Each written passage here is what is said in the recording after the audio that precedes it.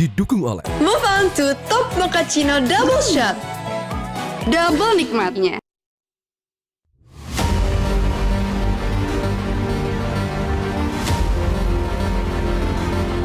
IKN ditetapkan sebagai ibu kota negara, maka pemerintah segera menerbitkan keputusan presiden tentang pengalihan kedudukan, pemindahan kementerian atau lembaga, dan pemindahan ASN secara bertahap ke IKN dimulai dari wakil presiden. Sedangkan kesediaan anggaran dan kondisi politik saat ini, pemerintah juga dapat menggunakan IKN menjadi ibu kota Provinsi Kalimantan Timur dan menegaskan kembali Jakarta sebagai ibu kota negara dengan merevisi Undang-Undang Nomor 3 Tahun 2022 tentang Ibu Kota Negara.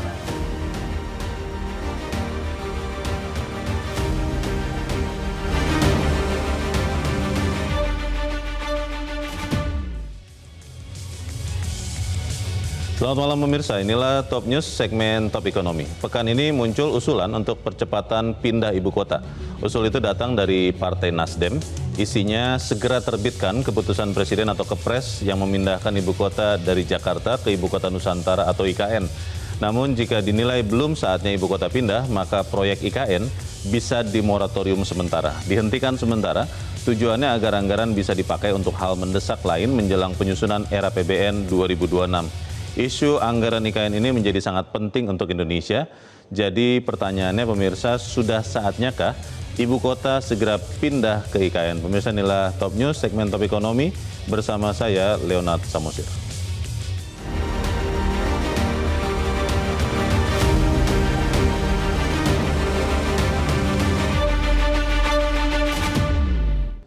Ya pemirsa, apa yang sangat penting soal IKN di mata Nasdem, yaitu memastikan dulu status IKN. Apakah akan benar-benar ditetapkan menjadi ibu kota negara menggantikan Jakarta atau tidak.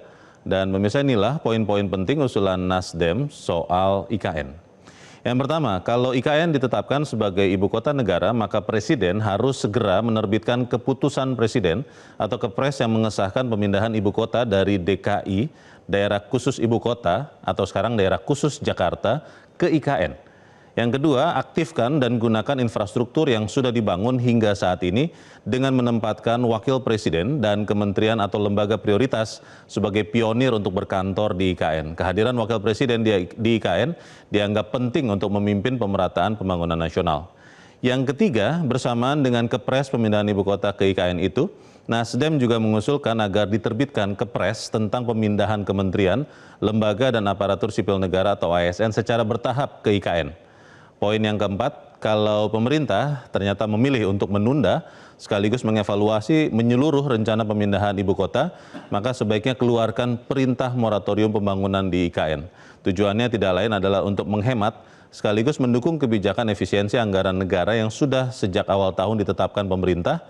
Salah satu poin menarik lain usulan Nasdem adalah kalau IKN bukan menjadi ibu kota negara, maka IKN bisa difungsikan sebagai ibu kota Provinsi Kalimantan Timur.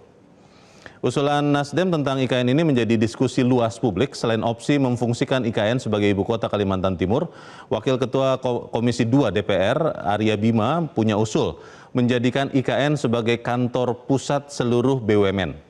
Sementara Wakil Ketua Umum Partai Golkar Adis Kadir merespons usul Nasdem dengan mengatakan kita akan mengkaji untung dan rugi IKN di stop atau menjadi ibu kota Provinsi Kalimantan Timur. Saat ini pemirsa, anggaran IKN menjadi sangat penting sebagai diskusi publik karena saat ini pembahasan rancangan anggaran pendapatan dan belanja negara era APBN 2026 sudah dimulai di DPR dan pemerintah. Sekaranglah saatnya untuk menentukan sikap. IKN di awal tercetusnya tahun 2019 oleh Presiden Joko Widodo dirancang tidak menggunakan APBN Rp1 pun. Namun kemudian tahun 2022 setelah Undang-Undang IKN disahkan, IKN tanpa APBN berubah menjadi IKN sebagian dibiayai APBN. Dari total biaya pusat pemerintahan dan fungsi lain di IKN sebesar Rp466 triliun, maka 20%-nya atau sekitar Rp92 triliun, begitulah kurang lebih, akan dibiayai APBN. Namun hingga tahun 2028 nanti ternyata IKN akan menghabiskan APBN sebesar Rp137,8 triliun jauh di atas 20% dari rancangan anggaran sebelumnya. Jadi pertanyaannya pemirsa, sudah saatnyakah ibu kota pindah ke IKN? Narasumber kunci kami akan segera memberikan jawabannya. Top Ekonomi akan kembali setelah yang satu ini.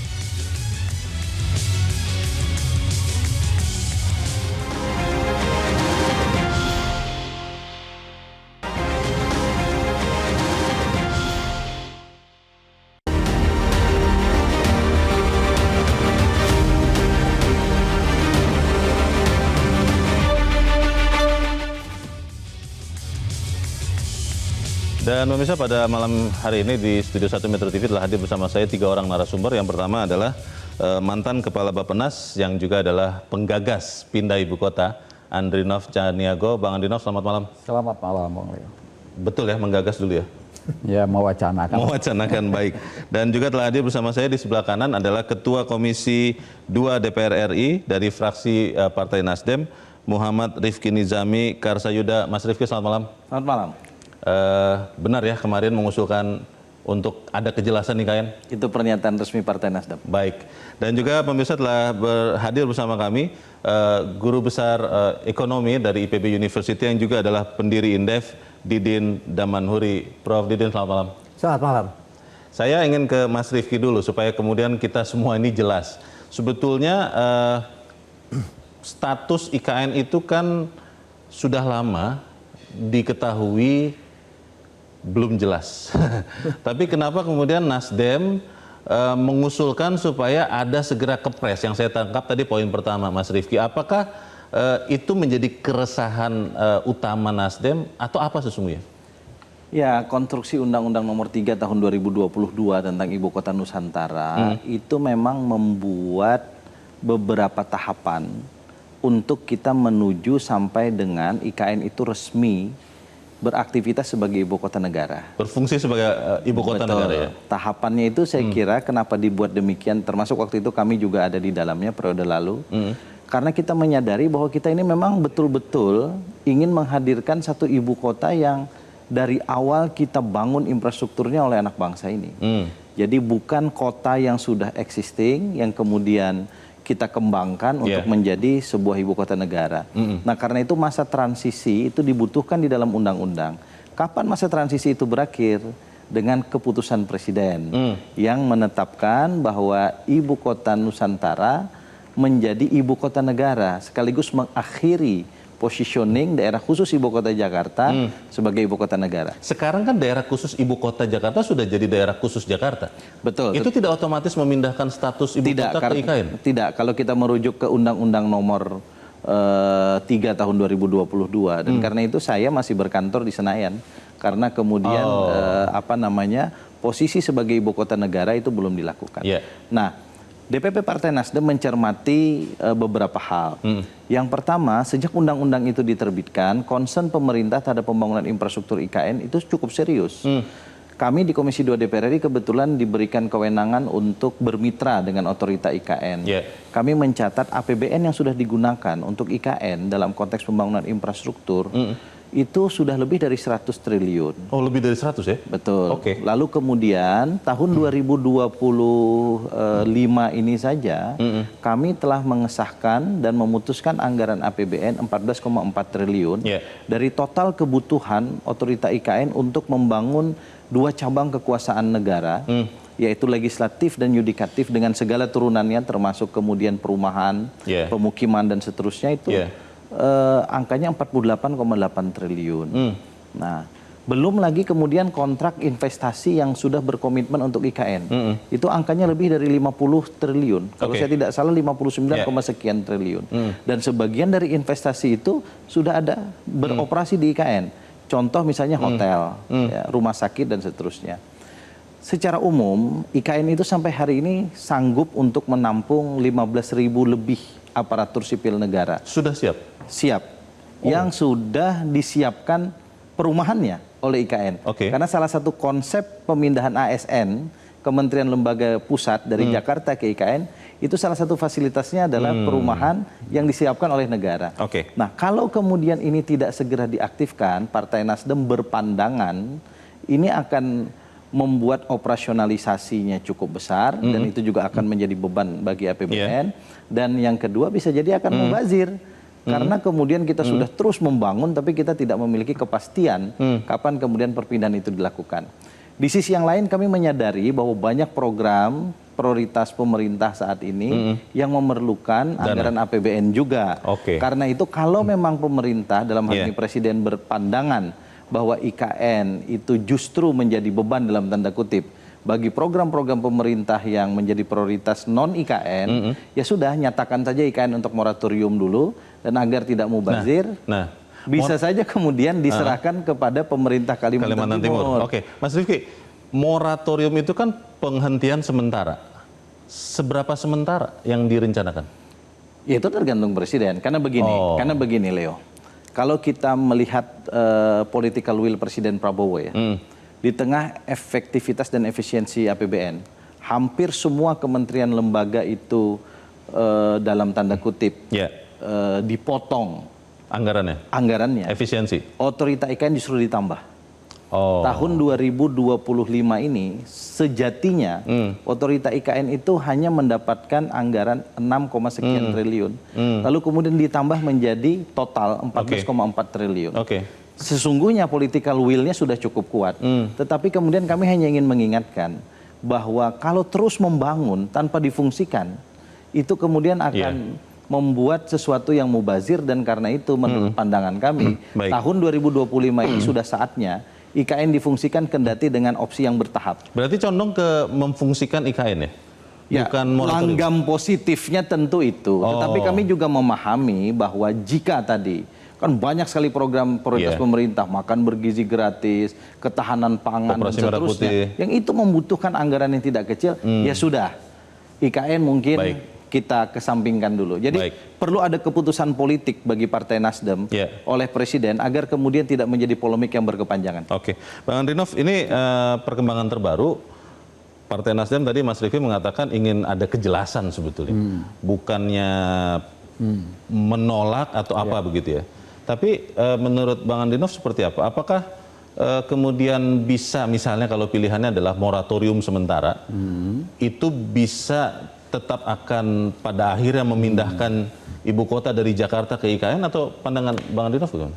Pertama saya menangkap dulu makna pesan keseluruhan dari Nasdem ini ya. Dan saya justru saya mendukung, menyambut itu, mengapresiasi. Walaupun bagian akhir itu bisa bikin orang kaget, tapi menurut saya itu bagian akhir yang mana nih? Yang moratorium, kemudian dikembangkan lagi opsi, sub opsi dipinjamkan atau digunakan, dimanfaatkan oleh pemerintahan ke Kalimantan Timur. Kalau menurut saya itu semacam cubitan itu. Nah, saya rasa pesan pentingnya adalah bagaimana secara tata kelola pemerintahan, secara governance, tidak ada pemborosan, kemudian sudah ada sumber daya yang bisa difungsikan, itu difungsikan ya. Dan hal yang sudah siap dan tidak ada masalah sebetulnya. Memang sebagian dari aparatur, sebagian dari kementerian atau sebagian dari eselon 1 kementerian tertentu itu bisa dipindahkan di tahap awal gitu. Nah, tetapi memang ini harus didukung ya. Sebagai pesan dari undang-undang, ibu kota ini baru bisa berfungsi kalau Kepresnya keluar yang menetapkan itu sebagai ibu kota. Sampai sekarang belum ada ya? Nah, saya rasa maksud Nasdem ke sana itu. Kepresnya itu, supaya segera keluar. Karena begini, IKN ini kalau kita baca, pahami filosofinya, ini salah satu bentuk restorasi Indonesia ini. Di mana salah satu dasarnya adalah ini ketimpang antar wilayah yang terus melebar ya. Terlalu ke barat dan itu tidak hanya ekonomi tapi juga sumber daya manusia akan terus makin timpang ya. Kemudian juga kondisi lingkungan ya, kalau mau ketemu becek di musim hujan pergilah ke sana, mau ketemu belepotan debu musim kemarau pergilah ke sana. Masih alamiah di sana ya di beberapa. Karena apa? Karena perhatian untuk mengembalikan jasa penghasilan dari Kalimantan itu kecil sekali. Baik. Tapi kan kita lihat bukan hanya itu, tapi bukan kita mengharapkan magnet baru ini, epicentrum baru ini memberikan efek yang lebih luas, ya, mengurangi beban Pulau Jawa, mengurangi beban Jakarta, Jabodetabek, memudahkan menata Jakarta, kemudian mendorong pembangunan yang tertinggal di kawasan timur, ya, dan juga tentu soal keadilan, ya. Oke. Betul. Jadi secara pemikiran, menurut saya berani mengatakan nggak ada, kalaupun ada kritik kekurangan, tapi secara agregat kesimpulannya untuk merekomendasikan membangun ini itu nggak ada yang bisa dikalahkan oleh argumentasi lain. Ya, yang lain itu kan ya bagaimana cara membangunnya dengan baik, ya kalau ada masalah gimana mengatasi seperti itu. Bukan soal ini udah batalkan atau udah pindahkan atau nggak usah dilanjutkan, bukan itu. Nah, menurut saya kalau saya lihat ya, memang infrastruktur ini sudah hampir selesai, sebagian sudah selesai. Tahap 1. Ya. Tower-tower itu memang sudah bisa menampung 15.000 orang ya, ASN. Orang ya. Kemudian kan otoritas sebagai semacam kantor balai kota sudah full konsentrasi di sana yang tadinya terpencar di 3 lokasi itu ya. Nah, ini memang sayang kalau nggak dimulai dihidupkan ya. Itu suasana kota di sana itu udah terasa. Ya, kalau kita pergi misalnya ke Alam Sutra ya. Udah mirip-mirip seperti itulah. Ya, tinggal yang kurang memang keramaiannya itu, aktivitasnya itu yang belum. Saya ingin ke Pak Didin. Pak Didin, ini kan intinya adalah ingin ada kepastian. Kalau orang pelaku ekonomi, pelaku bisnis yang paling tidak disukai adalah ketidakpastian. Tadi Mas Rifki, Bang Andrinov membaca sikap Mas Rifki dan kawan-kawan di Nasdem sebagai sikap untuk justru memastikan ada kepastian. Kalau pandangan Anda seperti apa? Ya, kepastian tuh untuk siapa? Jadi misalnya tadi bahwa infrastrukturnya sudah bisa menampung sekitar 15.000 gitu.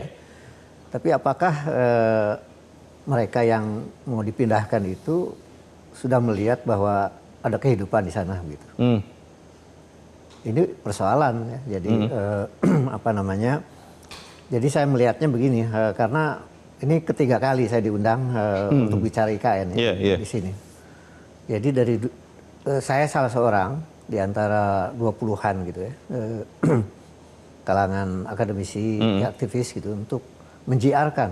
Waktu itu kami menolak IKN di Penajam Utara itu dan segala pertimbangan. Lokasinya atau konsep pemindahan ibu kotanya, Pak? Lokasi. Kalau soal pindah ibu kota udah lama. Saya pun termasuk yang setuju. Mengatakan bahwa Jakarta sudah crowded dan perlu pindah itu. Tapi bahwa itu Penajam Utara dengan segala pertimbangan, termasuk salah satunya karena saya lama di Lemhanas, itu kan security secara internasional. Konflik Laut Cina Selatan itu sangat dekat. Korea Utara sangat dekat begitu kan. Jadi dulu mengapa ada di Jawa, karena ini ada koridor untuk pertahanan kan gitu, kalau ada apa-apa gitu. Jadi sebenarnya belum lagi soal ekologi ya. Masyarakat adat belum terlibat dan sebagainya. Kemudian deforestasi yang dijanjikan waktu itu di Glasgow tahun 2030 harus nol. Ini akan makin terjadi deforestasi. Pak Didin, kalau dari usulan dari Partai Nasdem, Anda setuju atau tidak, setuju seluruhnya atau sebagian, tidak seluruhnya atau sebagian? Kalau melihat urgensi menyeluruh ya, pertimbangan saya soal ekonomi, ini soal APBN kan. Keterbatasan anggaran ya? Iya. Ruang fiskal yang udah sangat sempit, nanti keharusan merespon 19% tarif Trump. Kalau saya jumlahkan kewajiban Indonesia itu 585 triliun. Dan itu nggak mungkin dibantah. Bahwa itu harus dipenuhi kan. Belum bahwa utang kita ini kan sudah bertambah lagi. Kemarin sudah dicairkan tuh berapa 600-an tuh oleh Menteri Keuangan kan begitu. Jadi dengan program-program prioritas pemerintah yang tadi udah disebut ya bahwa makanan bergizi gratis, kemudian koperasi desa, kemudian sekolah rakyat dan macam-macam. Itu kan nggak mungkin ditinggalkan. Plus kewajiban untuk memenuhi 19%. Kan tidak mungkin ditinggalkan. Gitu. Kelihatannya Pak Diden condong kepada moratorium atau seperti apa? Iya, jadi saya kira paling logis dengan keterbatasan fiskal sekarang ini, dengan tekanan yang luar biasa itu, dan utang yang membesar itu, menurut saya moratorium itu pilihan yang paling logis sekarang ini. Moratorium paling logis? Paling logis menurut saya ini. Baik, Mas Rifki, ini kan beberapa orang juga bertanya, kenapa saat ini Partai Nasdem melihat dan mengusulkan, kenapa tidak tahun lalu atau tahun-tahun sebelumnya? Pertimbangannya apa? Karena secara existing terjadi percepatan pembangunan infrastruktur dari skema yang dibuat oleh Presiden Jokowi ke Presiden Prabowo. Untuk IKN maksudnya ya? Iya, Presiden Jokowi itu menargetkan 2045 baru seluruh infrastruktur selesai. Eksekutif, legislatif, yudikatif. Presiden Prabowo maunya 2028 selesai. Dan pada 17 Agustus 2028 ini pernyataan Kepala Otorita IKN di hadapan saya. Pada saat rapat kerja dan rapat dengar pendapat dengan Komisi 2 DPR RI. Beliau pada saat dipanggil rapat terbatas diperintahkan untuk melakukan akselerasi pembangunan infrastruktur IKN untuk 3 cabang kekuasaan negara. Eksekutif, legislatif, yudikatif yang 17 Agustus 2028 kita sudah mulai aktif di sana. Nah, dengan kita itu maksudnya kita 3 cabang kekuasaan negara.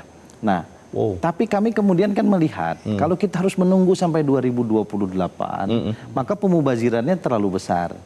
Kos yang dikeluarkan nanti saya akan cek data. Berapa kos yang dibutuhkan untuk kemudian membiayai listrik.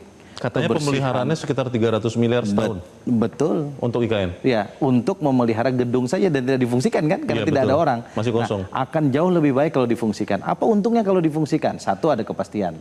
Yang kedua, kalau kita melihat skema awal, kebutuhan pembiayaan IKN itu kan hanya 30% maksimal dari APBN. 30 atau 20? 20 sampai 30%. Kan ada rentangnya, ada 20 sampai 30%. Nah, kenapa kita optimis 70 sampai 80% itu investasi bisa hadir di IKN? Karena kita percaya bahwa ekosistem ekonomi akan terbentuk dengan sendirinya jika aparatur sipil negara beserta keluarganya itu akan bermukim di IKN. Kita hanya menyediakan misalnya pemukiman, perkantoran, ya mungkin sarana-sarana untuk makan dan seterusnya. Tapi kemudian secara alamiah nanti investasi akan datang. Restoran akan hadir, hotel akan hadir, tempat hiburan akan hadir. ASN ini yang ribuan ini semacam apa? Gulanya begitu ya, supaya nanti semut-semut investor ini datang. Harus ada.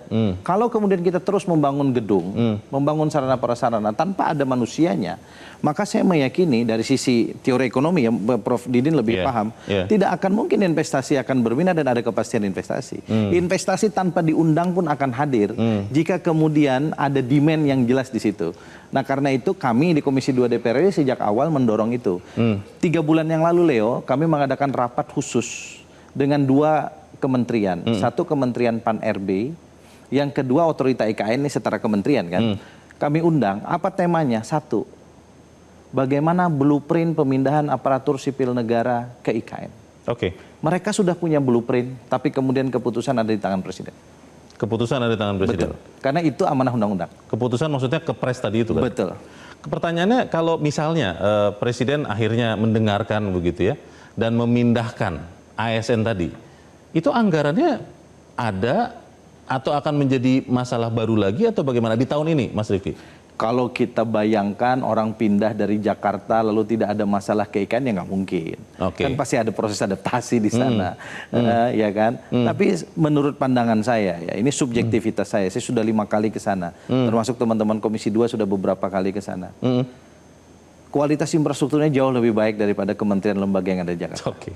Ini menjadi pertanyaan baik karena bulan depan pemirsa seperti biasa tradisi tahunan menjelang 17 Agustus maka pemerintah Presiden akan memberikan pidato kenegaraan, salah satunya adalah pengantar era APBN 2026.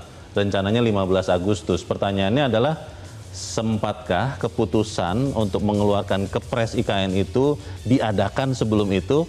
Kita akan lanjutkan di bagian berikut. Pemirsa tetap bersama kami, Top Ekonomi segera kembali.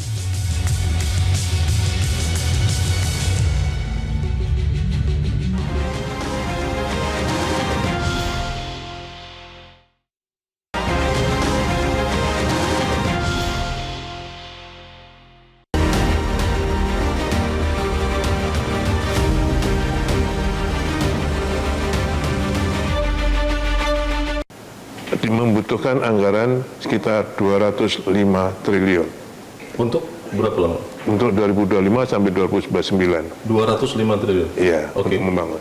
Nah, itulah yang dari 205 triliun itu APBN-nya 48,8 triliun. Itu adalah RPJMN 2019-2024. Jadi maksudnya bisa melebihi itu berarti, Pak? APBN-nya. Karena bisa.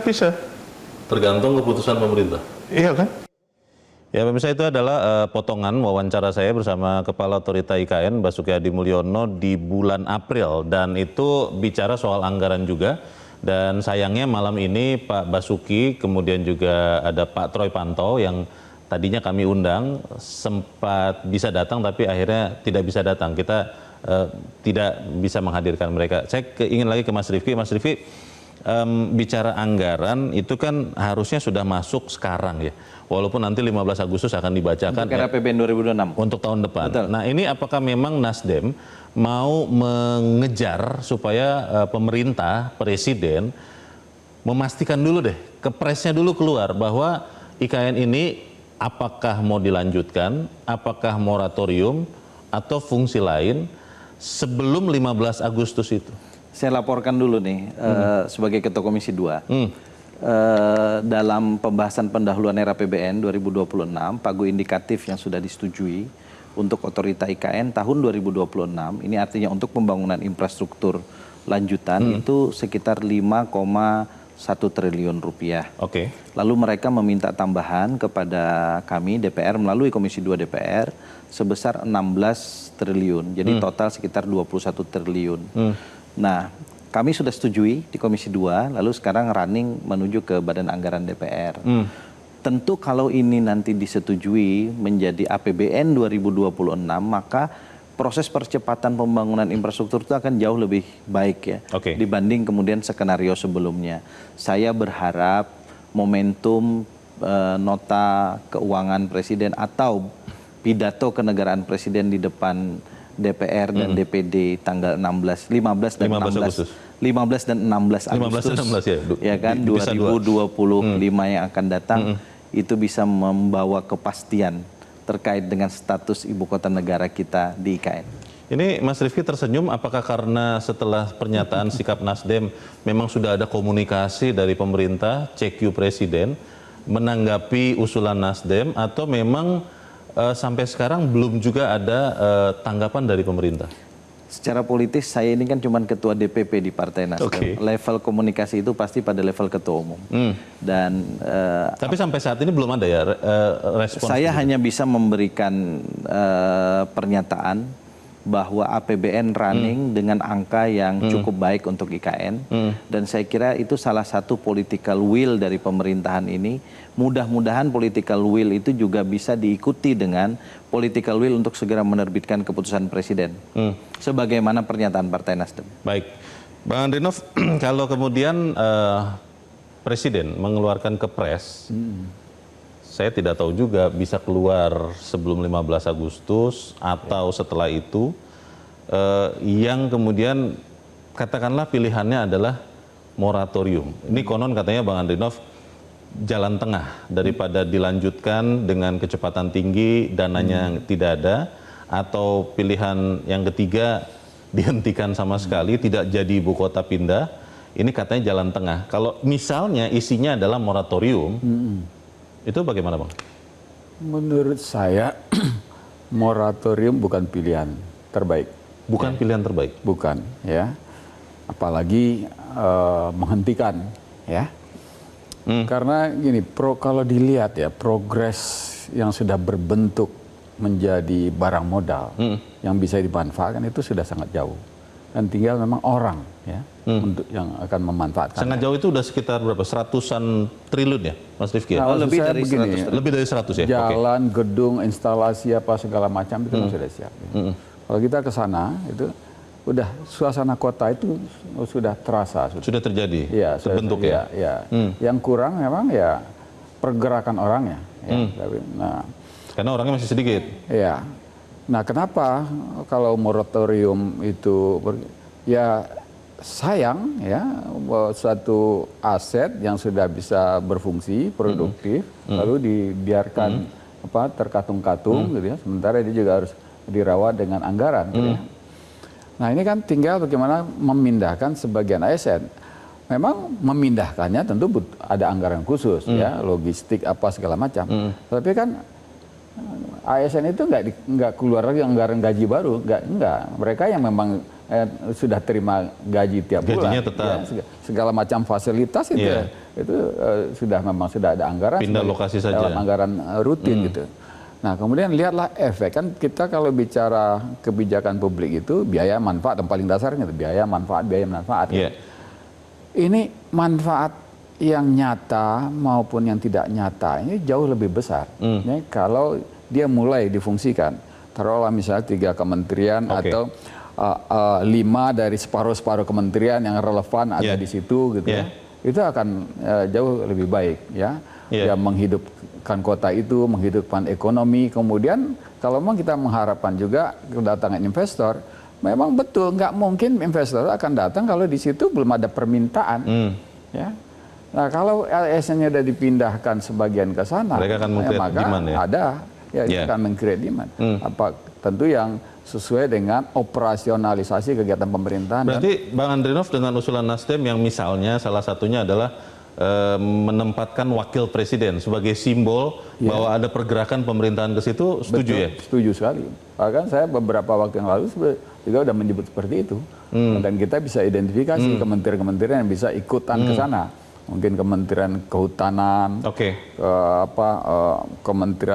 Kementerian Desa, itu ada beberapa. Tidak akan ini maafkan ini pertanyaan ini mungkin sangat sederhana tapi banyak orang yang bertanya kalau presiden ada di Jakarta dan wakil presiden ada di IKN, itu bukan dualisme kepemimpinan katanya begitu? Oh, enggak lah, yang wakil presiden itu kan membantu presiden. Oke. Ya? Jadi keputusan tetap ada di presiden. Tetap di presiden itu kan nggak ada. Jadi Bang Andrinov tidak setuju ya kalau wakil presiden nggak ada instruksi wakil presiden itu nggak ada. Moratorium berarti Bang Andrinov nggak setuju ya? Nggak setuju. Pak Didin, moratorium Bang Andrinov tidak setuju, tapi Mas Rifki kan tadi sudah jelaskan anggarannya sangat terbatas. Sementara pemerintahan Prabowo Gibran punya beberapa program yang nyata-nyata membutuhkan dana lebih besar. Boleh izin saya potong soal anggaran ya, saya mesti bicara. Sedikit aja Bang. Relatif ya soal anggaran terbatas itu ya namanya kita membangun kapanpun tuh yang namanya pemerintah pasti bicara anggaran terbatas ya.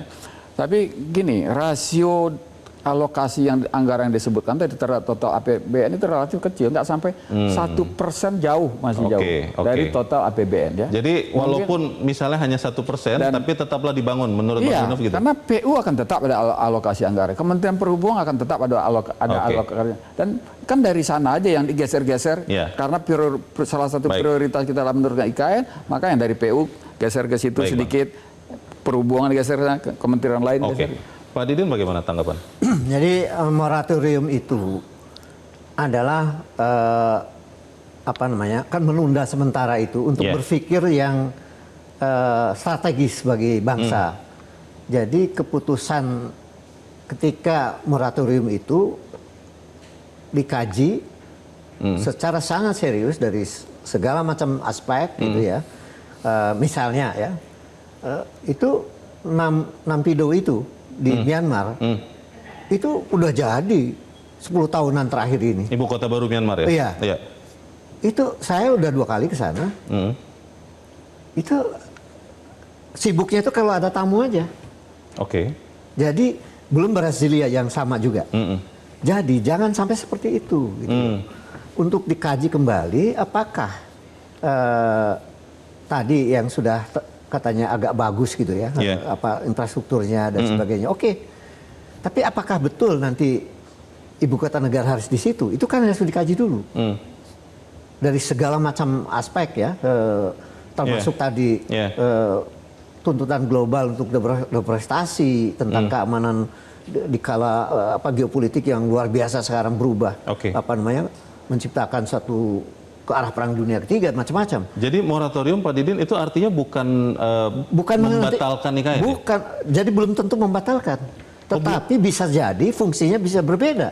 Kalau memang mengatakan bahwa negara mengatakan, oh ini ibu kota negara, kalau apakah ibu kota pemerintahan, ibu kota negara atau fungsi lain. Seperti yang pernah saya sebut sebelum itu bahwa kayak Camp David atau ibu kota Kalimantan Timur. Itu dikaji secara mendalam, jangan sampai nanti sudah jadi, apakah betul nanti ASN pindah lalu terjadi kehidupan di sana. Dan itu pernah terjadi, itu dipaksakan seperti itu di Nampido, akhirnya pada kembali ke Rangun. Karena tidak betah ya, tinggal di ibu kota baru ya. Tidak berjalan fungsi ibu kota yang berkeadaban itu. Kan bukan hanya soal belanja begitu ya, bukan soal itu kan. Ada fungsi kebudayaan, fungsi intelektual. Ibu kota kan luar biasa itu. Tapi kalau sang kosnya itu yang sudah di atas 100 triliun itu bagaimana tuh Pak Didin? Justru itu. Ini manfaatnya untuk apa? Itu dikaji. Kan salah satunya Partai Golkar pun akan mengkaji itu. Sudah menanggapi. Sudah menanggapi dan akan mengkaji sangat serius. Caimin juga mengatakan mendukung apapun diputuskan pemerintah. Saya tidak tahu sebagai ketua umum PKB atau sebagai menteri itu. Jadi maksud saya coba dikaji secara sangat serius. Apakah jangan mubazir? Tetapi untuk apa yang tepat sebagai bangsa? Saya sudah berkali-kali juga dengan teman-teman mengatakan kalau pemerataan nggak cocok di situ. Itu adalah provinsi yang terkaya. Kalimantan Timur. Kalimantan Timur terkaya. Jadi nggak tepat kalau sekedar pemerataan simbolnya di sana. Mungkin yang lain gitu.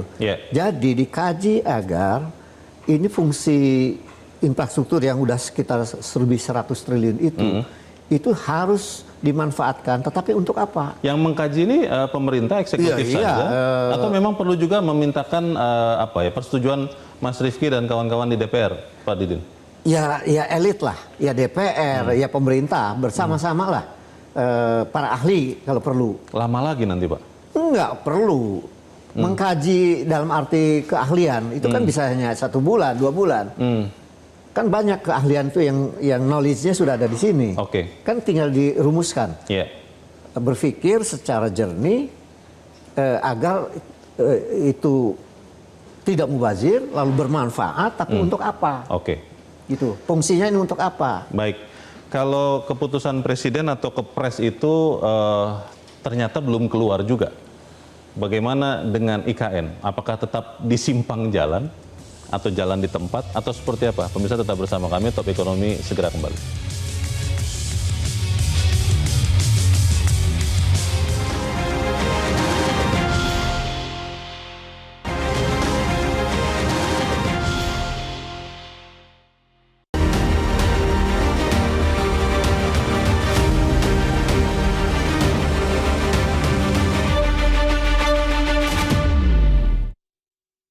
Baru sekarang yang diperintahkan oleh Bapak Presiden kepada kami untuk bisa beroperasi pada tahun 2028 sebagai ibu kota politik, kami ditugasi penuh untuk membangun ekosistem yudisial, yaitu dari gedung-gedung MK, MA, yudisial, termasuk hunian ya para hakim dan para staf, termasuk lokasi ekosistemnya, jalan-jalannya, dan juga ekosistem legislatif, DPR, MPR, DPD, termasuk huniannya dan jalan-jalannya dan prasarana dasarnya, semua harus kami selesaikan. Itulah yang 48,8 triliun tadi. Ya, itu juga adalah pernyataan dari Pak Basuki Hadi Mulyono, dan kita ada di bagian akhir diskusi kita malam ini. Mas Rifki, setelah pernyataan dari Partai Nasdem itu teman-teman di DPR kan juga banyak yang menanggapi ya. Golkar menanggapi, kemudian ada beberapa partai lain menanggapi. Setelah ini apa yang akan dilakukan oleh Partai Nasdem? Apakah misalnya proaktif bertanya kepada pemerintah, kepada presiden atau apa? Saya kira pernyataan sikap Partai Nasdem sudah ditangkap banyak pihak. Dan saya meyakini sinyal ini sudah sampai ke presiden. Kapan waktu presiden memutuskan itu tentu Partai Nasdem tidak pada tempatnya untuk mengintervensi presiden. Nah, kalau kami di Komisi 2 DPR RI posisinya adalah kami melanjutkan agenda yang sudah berjalan, terutama anggaran yang sudah masuk dalam tahapan pembahasan berikutnya di Badan Anggaran. Dan kami akan terus melakukan pengawasan. Bahkan tanggal 1 sampai tanggal 3 September 2025 yang akan datang, seluruh kementerian lembaga di bawah Komisi 2 DPR RI, jumlahnya ada 12 kementerian lembaga, akan melakukan konsinyering RAPBN 2026 di IKN. Saya ingin di IKN ya? Di IKN. Saya ingin kemudian memperkenalkan dalam tanda kutip IKN kepada kementerian lembaga yang ada di bawah Komisi 2 DPR RI agar mereka bisa merasakan bagaimana aura dan ruh IKN sebagai calon ibu kota negara kita. Kalau kepresnya tidak keluar juga tahun ini, apa yang akan dilakukan Partai Nasdem? Saya tidak bisa menjawab sendirian karena tentu kami harus melakukan pencermatan lebih lanjut. Tetapi saya meyakini pernyataan dari partai kami itu akan membuat presiden kemudian melakukan kalkulasi sangat serius.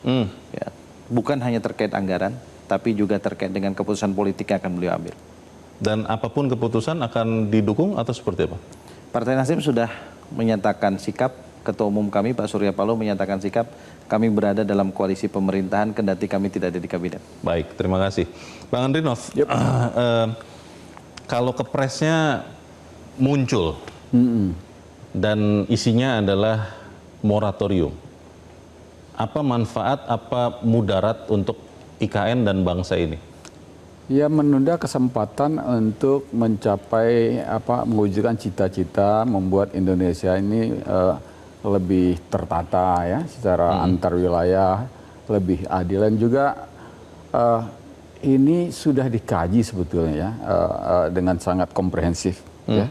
Ini kita nggak bisa mengandalkan persepsi lalu mengasosiasikan dengan Naypyidaw, dengan Brasilia ya. Semua sudah dikaji ya.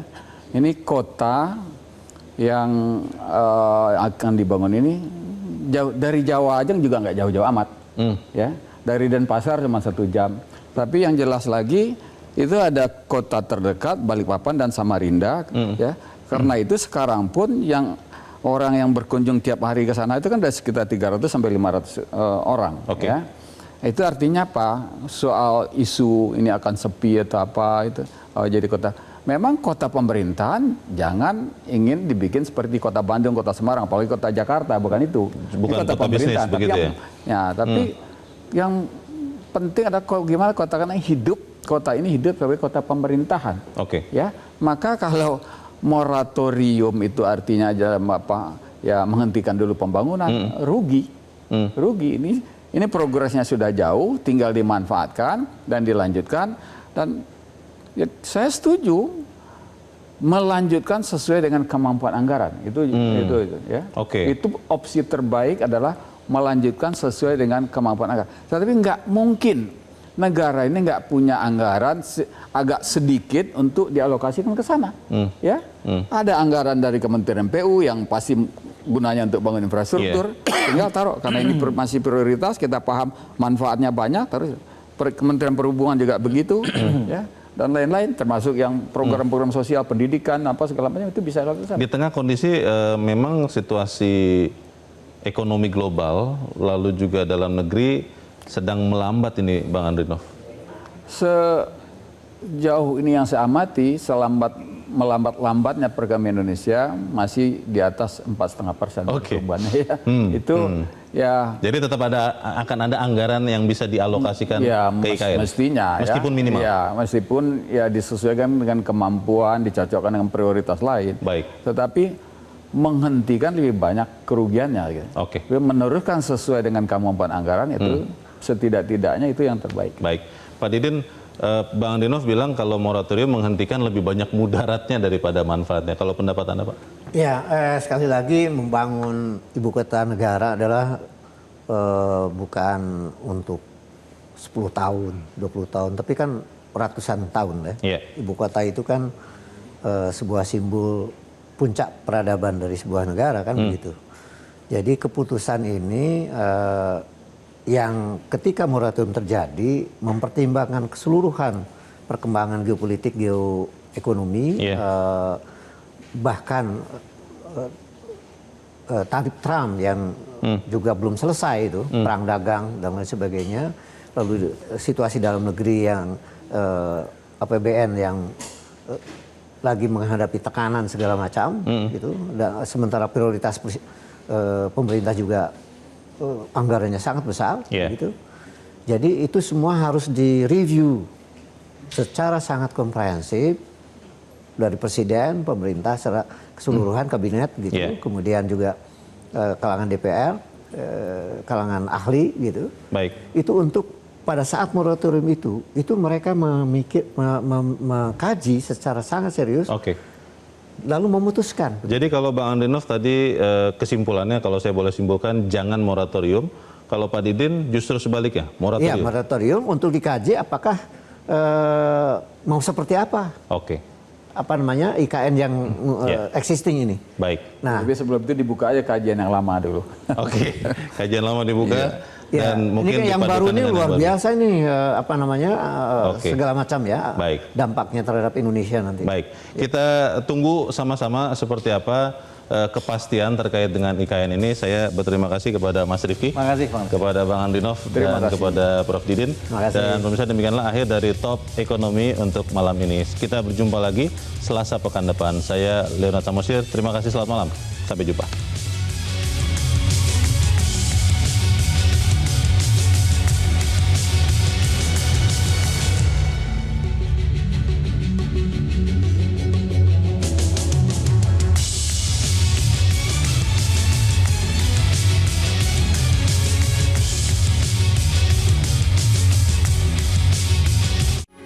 Metro TV